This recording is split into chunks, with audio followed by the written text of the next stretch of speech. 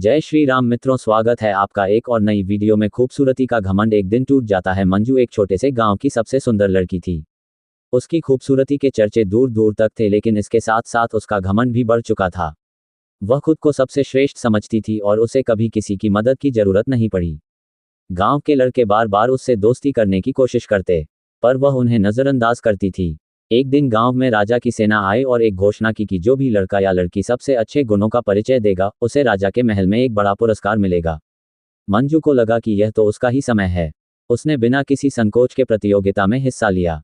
प्रतियोगिता के दौरान उसने अपनी सुंदरता और घमंड से सबको चकित कर दिया, परंतु उसकी नज़दीकी सहानुभूति और विनम्रता की कमी ने अन्य प्रतिभागियों को प्रभावित किया।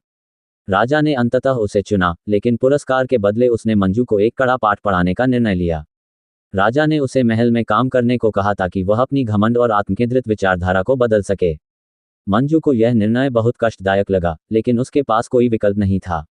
महल में काम करते हुए मंजू ने देखा कि उसके पास हर चीज थी, लेकिन सच्ची खुशियां और संतोष नहीं थे। धीरे धीरे उसने अपनी गलती समझी और राजा की विनम्रता और समझदारी से प्रभावित हुई। एक दिन राजा ने उसे अपने महल में एक विशेष स्थान दिया, लेकिन मंजू ने खुद को कभी राजा की तुलना में श्रेष्ठ नहीं समझा।